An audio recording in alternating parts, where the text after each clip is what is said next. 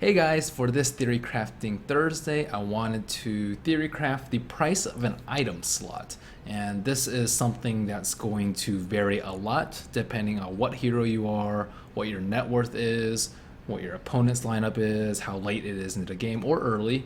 And it just is going to vary a lot. So it's going to be a very generic discussion about it and maybe some ideas for you to explore on your own so you can change how you value an item slot. So early on in the game, we have the classic mass 6 branch build, which is probably the ultimate value, 300 gold for 6 stats. But if you want to buy 10 of these, it's going to be 500 gold for 10 stats, and the ultimate orb is 2100 gold. So you can see that there obviously is some value to an item slot, except in some strange cases. So Faceless Void, let's just do the comparison of 2 branches to 1 circlet. Circlet was recently changed to 165 gold, so you're pretty much paying 65 gold premium for an extra slot.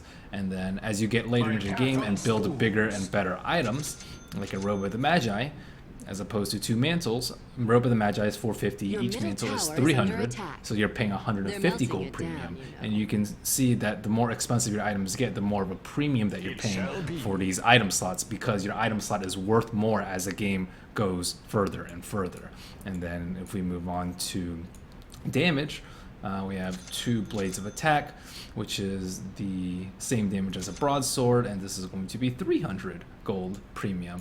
And one of the strangest cases that I've seen that I actually only recently found out was that Demon Edge is mega value, 2400 gold for 46 damage. That's the same as 2 broadswords, right? Broadswords are 1200 and 18 damage, so it's actually 36 damage for 2400 gold, and this you actually get 46 damage for 2400 gold. Why don't people carry more casual demon edges around? That's actually somewhat of an interesting question. But the most common case that you'll see is once you get into the later game and you have your very slot challenge and you want to carry around BOTs instead of your treads or your phase boots.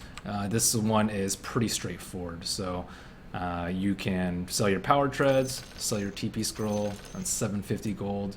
You spend 2450 gold, and it's about 1700 gold to purchase another item slot. I mean, you're technically losing out on some stats from the attack speed from power treads and whatnot, but this is a pretty straightforward case of you actually being able to utilize another item slot. So it's going to vary from, let's say, 65 gold from a branch to 1700 gold later into the game. And this is also a kind of cool instance where items can appreciate in value because Boots of Travel free up a TP scroll. And while that's not worth that much in the early game, because if you have unlimited item slots, a TP scroll is 100 gold. Later in the game, it's going to cost you 1700 gold to be able to TP and carry another item. So it's just some food for thought. It's going to scale as the game goes on. Generally, the higher your net worth is, you would be willing to pay more for an item slot, and not necessarily a function of time, but it could be. And if you're a support, it might actually carry a premium too, because most people think, oh, it would be a carry because carries have more gold, but not necessarily true, because supports have to carry way more cheap items. They have to carry a TP scroll, magic stick, boots, let's say obs, smoke, and sentry. That's already 6 items. That's like maybe 1,000 or 1,500 net worth. So you have to consider these factors when you think about whether or not you want to purchase Boots of Travel. For me, the answer is usually pretty easy. That's yes, but for you, you have to think about it. How much would you pay for an item slot? Is it going to be worth it to you? And you could also think of it in terms of, oh, am I going to use Boots of Travel X amount of times to pay for TP scrolls? But you can also think of it in an alternate way, is I'm saving an item slot. How much is that item slot worth to me? So I encourage you to think about items in different terms and different values so you can better your item build. Thanks guys for joining me on this Theory Crafting Thursday. See you guys tomorrow.